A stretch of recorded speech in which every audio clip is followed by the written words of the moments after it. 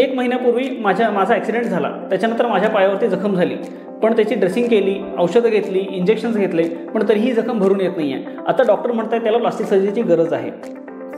मला 3 महिन्यापूर्वी भाजलं होतं, पण सगळ्या जखमा भरल्या, पण ही हातावरची जखम मात्र भरत नाही आहे. कितीही उपचार केला तरी ही जखम भरत नाही आहे. डॉक्टरांना विचारलं तर ह्याला प्लास्टिक सर्जरी करावी लागेल, त्वचारोपण सर्जरी करावी लागेल असं म्हणत आहेत. आता ही त्वचारोपण सर्जरी म्हणजे काय, तर याला इंग्लिशमध्ये स्किन ग्राफ्टिंग असं नाव आहे.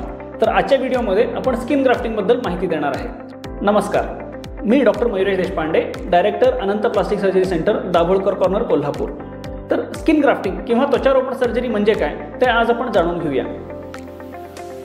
जखमा ह्या वरच्यावर असू शकतात, ज्याला आपण सुपरफिशियल वुंड्स म्हणतो, किंवा खोलवर असू शकतात, ज्याला आपण डीप वुंड्स म्हणतो.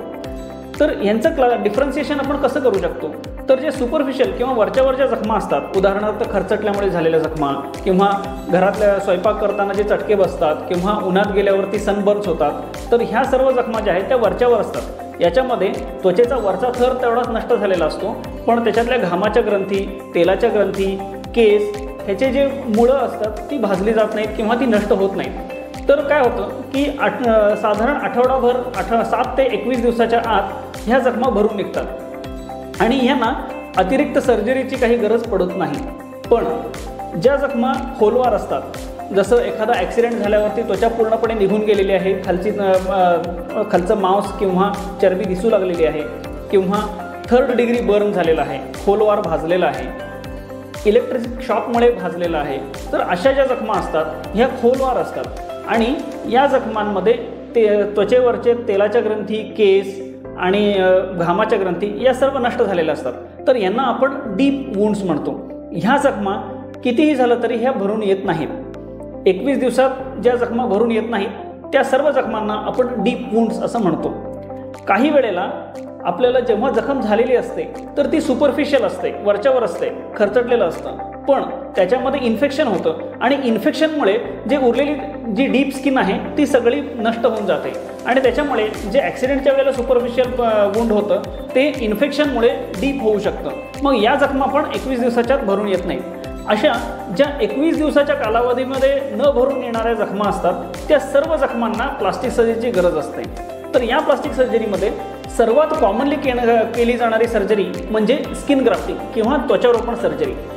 त्वचारोपण सर्जरी म्हणजे काय, तर एका ठिकाणची जिथे जखम झालेली आहे त्या तिथली त्वचा नष्ट झाल्या कारणानं दुसरीकडच्या शरीरावरती जिथे अतिरिक्त त्वचा आहे तिथली आपण त्वचेचा एक पातळ पापुद्रा काढून घेतो आणि तो पापुद्रा या जखमेवरती लावतो, जेणेकरून ती जखम 10 ते 15 दिवसांमध्ये भरून निघते आणि त्याच्यामुळे तिथली रचना परत पहिल्यासारखी व्हावू लागते आणि पेशंटला तो अवयव कामात घेता येतो. ही स्किन ग्राफ्टिंग सर्जरी करण्यासाठी काही कंडिशन्स आहेत का, तर हो, ही स्किन ग्राफ्टिंग सर्जरी करण्यासाठी काही कंडिशन्स आहेत. ते म्हणजे पेशंटचं आरोग्य हे व्यवस्थित असलं पाहिजे. तर स्किन ग्राफ्टिंग ही एक सर्जरी आहे, त्याच्यामुळे पेशंटच्या शरीरामध्ये ॲडिक्वेट ब्लड असणं गरजेचं आहे. त्याचं जे हिमोग्लोबिन आहे ते 10 ग्राम पर डेसिलिटरच्या वरती पाहिजे, 10 पॉईंटच्या वरती ते हिमोग्लोबिन असलं पाहिजे. त्याला ती सर्जरी सोसण्याची ताकद असली पाहिजे. दुसरी गोष्ट म्हणजे त्याच्या शरीरावरती दुसरा अवयव, चांगला अवयव असला पाहिजे जिथून ही त्वचा काढून घेता यावी.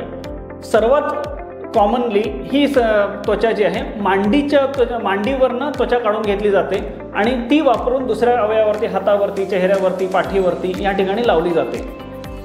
मांडीच्या व्यतिरिक्त हे पृष्ठाच्या भागावरनं पण ग्राफ्टिंग काढता येतं किंवा पाठीवरनं, पोटावरनं पण ही त्वचा काढून घेता येते आणि त्याचा वापर करता येतो.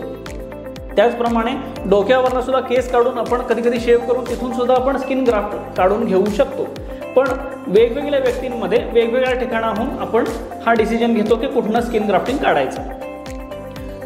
या सर्जरीमध्ये किती वेळ लागतो, तर जेवढी जखम मोठी आहे तेवढा जास्त ह्याला वेळ लागतो. जर का जखम छोटी असेल तर साधारण अर्धा पाऊण तासाचं ऑपरेशन असतं. जर भाजल्यामुळे खूप मोठी जखम असेल तर त्याच्यामध्ये 3 ते 4 तास पण लागू शकतात. हॉस्पिटलमध्ये किती दिवस ॲडमिट राहावं लागतं, तर अंदाजे 4 दिवसाचा स्टे लागतो. पण जखम जर का एकदमच छोटी असेल तर त्यांना आपण 1 दिवसातच घरी पाठवू शकतो. जखम मोठी असेल तर मात्र 4 ते 5 दिवस हॉस्पिटलमध्ये थांबावं लागतं. याच्यामध्ये ब्लड चढवायची गरज पडते का? तर हो. जर करता जखम खूप मोठी असेल, उदाहरणार्थ भाजल्यामुळे झालेली जखम किंवा मोठ्या ॲक्सिडेंटमध्ये झालेली मोठी जखम, कधी कधी संबंध अख्ख्या पायावरची त्वचा सोलून निघते, मग त्यावेळेला ही जखम खूपच मोठी असते, तर अशा वेळेला पेशंटला ब्लड ट्रान्सफ्युजनची गरज पडते. ही जखम भरून येण्यासाठी किती वेळ लागतो? तर साधारण 10 ते 15 दिवसांचा कालावधी लागतो. जर करता जखम छोटी असेल, हातावरती किंवा चेहऱ्यावरती असेल, तर ती 7 ते 8 दिवसात सुद्धा भरून येऊ शकते. पण पायावरती किंवा छातीवर, पोटावरती अशी जखम असेल तर त्याला किमान 15 दिवस लागतात. समजा पेशंटला डायबिटीस आहे, BP आहे किंवा इतर काही मेडिकल कंडिशन्स आहेत ज्याच्यामुळे त्याची जखम भरण्याची क्षमता कमी झालेली आहे, तर अशा व्यक्तींमध्ये ही जखम भरून येण्यासाठी कधीकधी 1 महिना पण लागतो. पण स्किन ग्राफ्टिंग केल्यामुळे ह्या जखमा पूर्णपणे भरून येतात आणि त्या सारख्या तिथे जखमा होत राहत नाहीत आणि पेशंट पूर्णपणे त्याच्या प्रिव्हियस ॲक्टिव्हिटीला जाऊ शकतो. त्याच्या हातात ज्या पायांवरती जखमा झालेल्या आहेत त्याच्यावरती पूर्ण व्यवस्थितपणे चालू शकतो.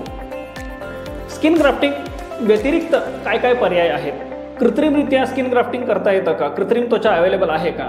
तर कृत्रिम त्वचा अवेलेबल आहे. याला आपण कोलॅजन शीट म्हणून म्हणतो किंवा त्वचेचे वेगवेगळे थर हे कमर्शियल अवेलेबल प्रोडक्ट्स आहेत. जसं की डर्मल कोलॅजन शीट्स येतात, तर त्याच्यामध्ये एपिडर्मिस म्हणजे त्वचेचा वरचा थर नाही आहे पण त्याच्याखाली डर्मिस म्हणून थर असतो, तर त्या थराचं सबस्टिट्यूट ड्रेसिंग्स अवेलेबल आहेत. आपण जेव्हा जखम खोलवर असते, एखादं स्नायू किंवा हाड जर करता ओपन झालं असेल तर त्याच्यावरती डायरेक्ट त्वचारोपण करता येत नाही. मग अशा वेळेला आपण काय करतो, कधी हे डर्मल सबस्टिट्यूट त्याच्यावरती लावतो आणि त्याच्यामध्ये हे लावल्यामुळे काय होतं की त्याच्यामध्ये नवीन रक्तवाहिन्या शरीरातून तयार होतात आणि त्याच्यावरती ती जखम लाल होते, त्याच्यात ग्रॅन्युलेशन टिश्यू फॉर्मेशन होतो आणि त्यानंतर मग मांडीची त्वचा काढून त्याच्यावरती आपल्याला लावता येतं. तर अशा प्रकारे कृत्रिम सबस्टिट्यूट्स पण आहेत जे आपल्याला जखम भरण्यासाठी मदत करू शकतात. तर स्किन ग्राफ्टिंग सगळ्या पेशंटमध्ये करता येते का? तर नाही. काही पेशंट्समध्ये स्किन ग्राफ्टिंग हा न भरणाऱ्या जखमांचा उपाय नाही. ह्या कसल्या जखमा आहेत? तर ज्या जखमांमध्ये हाड एक्सपोज झालेला आहे किंवा टेंडोन्स आहेत किंवा रक्तवाहिन्या ओपन झालेल्या आहेत किंवा संवेदनाच्या शिरा ज्याला नर्व्ज म्हटलं जातं, तर हे सगळे व्हायटल स्ट्रक्चर्स आहेत. तर या स्ट्रक्चर्सना ऊब देण्याची गरज आहे. जेव्हा आपण स्किन ग्राफ्टिंग किंवा त्वचारोपण सर्जरी करतो तर ती जखम थंड राहते, कारण त्वचा खूप पातळ असते आणि त्याच्यामुळे बॉडी टेम्परेचर म्हणजे त्या गरम नाही राहत, त्याला ते थंड पडतात. तर थंड पडल्याने किंवा त्याच्यावरती दाब न निर्माण, त्याच्यावरती ॲडिक्वेट कवर नसल्या कारणाने ह्या नर्व्ज किंवा ज्या रक्तवाहिन्या आहेत त्यांना डॅमेज होऊ शकतो. मग अशा वेळेला ज्या रक्तवाहिन्या उघड्या पडतात किंवा नर्व्ज उघड्या पडतात तर त्यांच्यावरती चरबीसहित त्वचारोपण करावे लागते, ज्या गोष्टीला फ्लॅप सर्जरी असं नाव आहे. फ्लॅप सर्जरीबद्दल मी तुम्हाला माझ्या पुढच्या व्हिडिओमध्ये सांगणार आहे. तुम्हाला आजचा व्हिडिओ आवडला असेल तर लाईक करायला नक्कीच विसरू नका आणि ज्या व्यक्तींना ह्या न भरणाऱ्या जखमा आहेत किंवा स्किन ग्राफ्टिंगबद्दल जास्त माहितीची गरज आहे त्यांना आजचा हा व्हिडिओ दाखवायला नक्की विसरू नका. पुन्हा भेटू पुढच्या व्हिडिओमध्ये. नमस्कार.